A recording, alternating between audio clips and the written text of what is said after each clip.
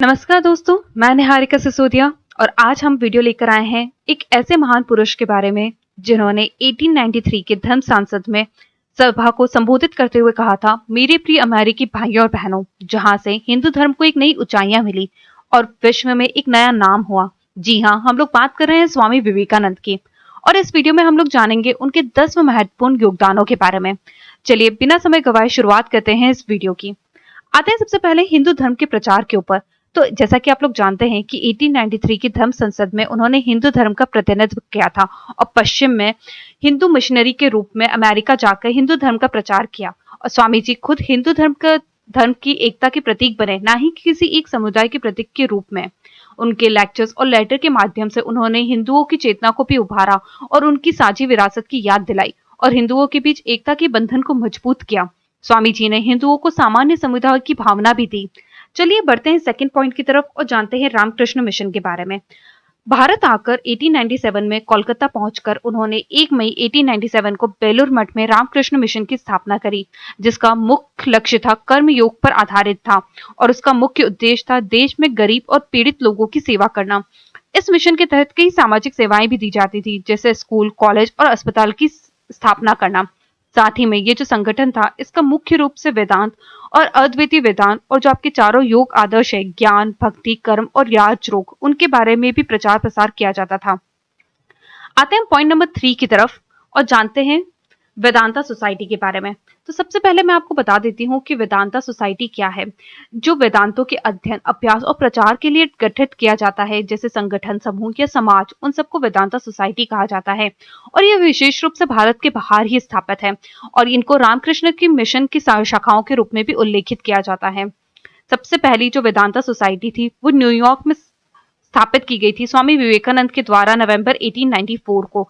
बाद में विवेकानंद ने 1897 में इसका जो नेतृत्व था वो स्वामी अभिनानंद को दे दिया था। ये जो सोसाइटी है ये वेदांतों के अध्ययन का प्रचार करती है। आते हैं पॉइंट नंबर 4 की तरफ, जो कि है हिंदू संस्कृति का प्रतिनिधित्व। जैसा कि आप लोग जानते हैं कि हमारा जो हिंदू धर्म है उसमें बहुत सारे रीति रिवाज, प्रथाएं, ये सब है और इन्हीं सबको आधार मानते हुए श्री रामकृष्ण ने और स्वामी विवेकानंद ने इसको संपूर्ण विविधता के साथ पूरे हिंदू धर्म को स्वीकारा था। चाहे अगर हमारे हिंदू धर्म की बात की जाए तो उसका जो कर्म कांड जो था वहां से लेकर उसका जो ज्ञान कांड था, सबको उन्होंने स्वीकारा। चाहे हमारी जो मूर्ति पूजा हो या भगवान के रूप में मनुष्यों की पूजा हो, इन सब विविधता को स्वीकार किया और पुनर्जीवित भी किया और उन्हें संरक्षित करने का कार्य भी किया।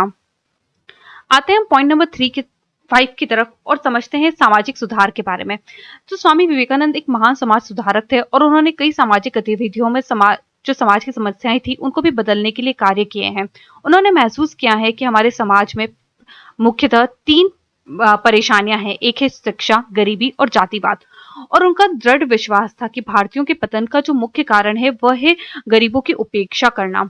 उन्होंने अपने जीवन में इन सारी चीजों, शिक्षा, गरीबी और जातिवाद के लिए बहुत सारे कार्य किए और साथ ही में उन्होंने इस बात पे भी जोर दिया कि लोगों में आत्मविश्वास की जरूरत बहुत ज्यादा है।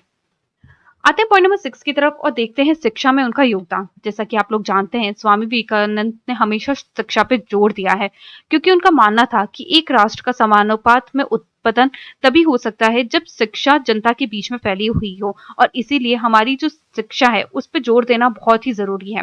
उन्होंने माना कि जो शिक्षा है वो इस तरीके की होनी चाहिए कि जो छात्र है उनको सहज ज्ञान के साथ साथ शक्ति प्रकट करने में भी मदद मिले, साथ ही में उनके चरित्र का भी निर्माण हो। छात्राओं का आत्मनिर्भर होना बहुत ही जरूरी है ताकि वो अपने जीवन की चुनौतियों का सामना कर सकें। साथ ही में उन्होंने ऐसे शिक्षितों की कड़ी निंदा करी है जो गरीबों और दलितों की परवाह नहीं करते थे। बढ़ते पॉइंट नंबर 7 की तरफ और जानते हैं योग के बारे में। हम भारतीय कितने गर्व के साथ कहते हैं कि संयुक्त राष्ट्र ने 21 जून को अंतर्राष्ट्रीय योग दिवस के रूप में घोषित कर दिया है, लेकिन क्या आप जानते हैं कि इसके पीछे इंसान कौन था? इसके पीछे थे स्वामी विवेकानंद, जिन्होंने योग को बहुत ही पहले देश और दुनिया में प्रचार किया।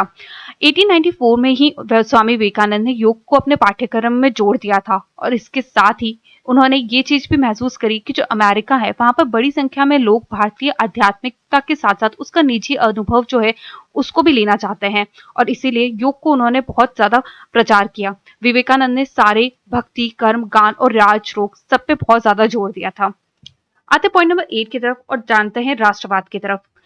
जैसे कि वैसे तो राष्ट्रवाद जो है उसकी वृद्धि पश्चिमी के प्रभाव की वजह से देखने को मिलती है, लेकिन जो स्वामी विवेकानंद थे उन्होंने भी राष्ट्रवाद पर बहुत ही जोर डाला है और भारतीय जो आध्यात्मिकता है और नैतिकता है उनको भी राष्ट्रवाद के साथ उन्होंने जोड़ा है। भारत में जो प्राचीन गौरव है उसके लिए नई चेतना जगाने पर भी उन्होंने जोर दिया है और वो चाहते थे कि जो जनता है उसमें जो हमारे राष्ट्रवाद है उसके लिए उनके मन में जागरण हो और वो राष्ट्रवाद की तरफ आगे बढ़े। साथ ही में उनका मानना था कि नैतिक और शारीरिक शक्ति का भी विकास होना चाहिए। साथ में जो हमारी एकता है वो हमारे सामान्य आध्यात्मिक विचारों पर निर्भर करती है, ऐसा उनका मानना था। बढ़ते हैं पॉइंट नंबर 9 की तरफ और जानते हैं युवाओं के बारे में। स्वामी जी का युवाओं के लेकर क्या विचार थे। स्वामी जी का मानना था कि अगर हमारा युवा दृढ़ संकल्पी हो जाए तो वो दुनिया में कुछ भी हासिल कर सकता है और उन्होंने युवाओं को सफलता पाने के लिए अपना समर्पण जो है उसके लिए आग्रह किया था। उनका मानना था कि पूर्ण तरीके से समर्पण का भाव युवाओं में होना बहुत जरूरी है। वो मानते थे कि युवाओं के लिए न केवल मानसिक ऊर्जा की जरूरत है, शारीरिक बल की भी बहुत ज्यादा जरूरत है। इसीलिए उन्होंने कहा था कि लोहे की मांसपेशियों के साथ साथ स्टील की नसें भी होनी चाहिए। तभी उनके जन्मदिन 12 जनवरी को हम लोग राष्ट्रीय युवा दिवस के रूप में मनाते हैं और इस युवा महोत्सव का उद्देश्य होता है राष्ट्रीय एकता की अवधारणा, हमारा जो सांप्रदायिक भाईचारा है, साहस और युवाओं के बीच में साहसिक कार्यों के लिए अच्छा प्रदर्शन हो, ये हमारा मुख्य उद्देश्य रहता है। बढ़ते हैं हमारे लास्ट पॉइंट की तरफ जो कि है सार्वभौमिकरण। तो हम जानते हैं कि सार्वभौमिकरण क्या होता है। तो प्राचीन काल में भारत में सिर्फ सनातन धर्म था जो कि सार्वभौमिक धर्म था, यानी कि वह धर्म सभी के लिए खुला था। लेकिन जैसे जैसे मध्य युग आता है तो उस दौरान हिंदू धर्म ने विदेशी तत्वों के लिए अपने दरवाजे बंद कर दिए और एक संकीर्ण जातीय धर्म बना दिया। स्वामी जी का हमेशा से मानना था कि सभी धर्मों और जातियों के लिए एक सार्वभौमिक धर्म खुला होना चाहिए। उनका मानना था कि हर धर्म में अनंत परम होता है, यानी कि सर्वोच्च स्वतंत्रता, सर्वोच्च ज्ञान और सर्वोच्च खुशी के लिए एक मार्ग जरूर होता है। साथ ही में उनका मानना था कि हमारी जो आत्मा होती है वो परमात्मा का ही हिस्सा है और वो चाहते थे कि सभी धर्मों के लिए एक धर्म की स्थापना की जाए, यानी कि सार्वभौमिकरण किया जाए। आप लोग ये तो जानते ही होंगे कि स्वामी विवेकानंद से बहुत सारे लोगों ने प्रेरणा ली है, चाहे वो बिल गेट्स हों या महात्मा गांधी हों। और मैं चाहती हूँ कि आप लोग भी आपके जीवन में स्वामी विवेकानंद से जरूर उनकी जो योगदान रहे हैं उनसे आप लोग इंस्पिरेशन लें। आई होप आप लोगों को ये वीडियो पसंद आया होगा। अगर आप लोगों को ये वीडियो पसंद आया है तो please hit the like button.